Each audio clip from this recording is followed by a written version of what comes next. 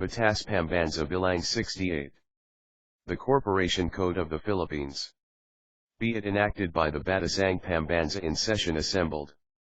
Title I. General Provisions. Definitions and Classifications. Section 1. Title of the Code. This code shall be known as the Corporation Code of the Philippines. N. Section 2. Corporation defined. A corporation is an artificial being created by operation of law, having the right of succession and the powers, attributes and properties expressly authorized by law or incident to its existence. 2. Section 3. Classes of corporations. Corporations formed or organized under this code may be stock or non-stock corporations. Corporations which have capital stock divided into shares and are authorized to distribute to the holders of such shares dividends or allotments of the surplus profits on the basis of the shares held are stock corporations. All other corporations are non-stock corporations. 3a. Section 4. Corporations created by special laws or charters. Corporations created by special laws or charters shall be governed primarily by the provisions of the special law or charter creating them or applicable to them, supplemented by the provisions of this code, insofar as they are applicable. N. Section 5.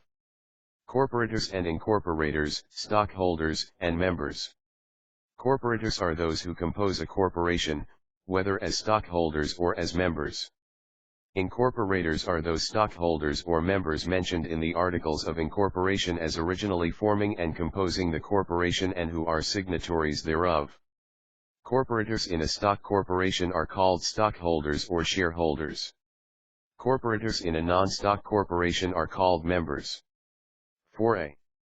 Section 6. Classification of shares.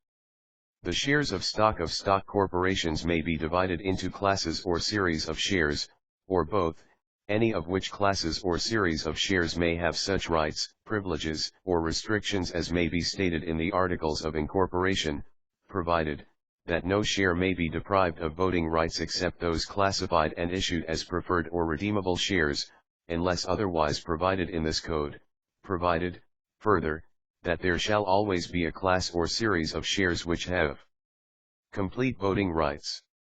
Any or all of the shares or series of shares may have a PAR value or have no PAR value as may be provided for in the Articles of Incorporation, provided, however, that banks, trust companies, insurance companies, public utilities, and building and loan associations shall not be permitted to issue no PAR value shares of stock.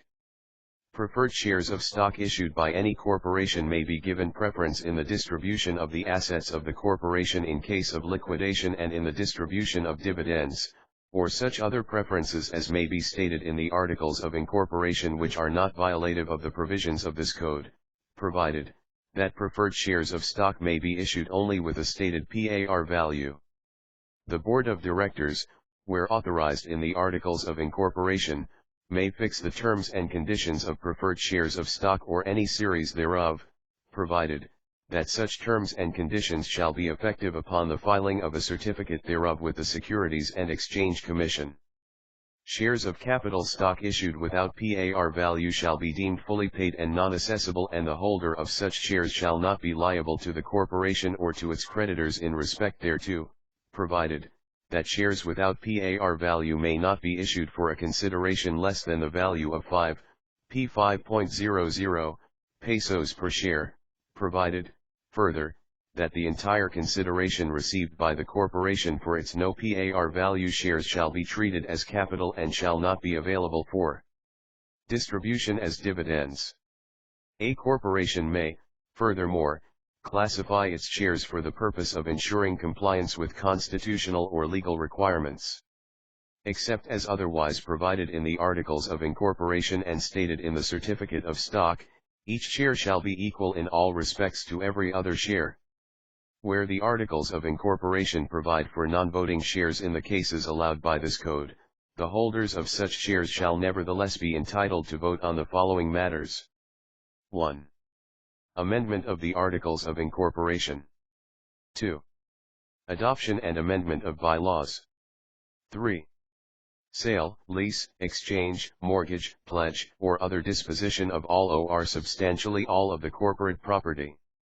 4. Incurring, creating, or increasing bonded indebtedness. 5. Increase or decrease of capital stock. 6. Merger or consolidation of the corporation with another corporation or other corporations. 7.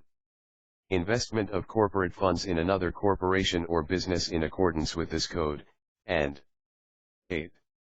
Dissolution of the corporation. Except as provided in the immediately preceding paragraph, the vote necessary to approve a particular corporate act as provided in this code shall be deemed to refer only to stocks with voting rights. 5a. Section 7. Founders' shares.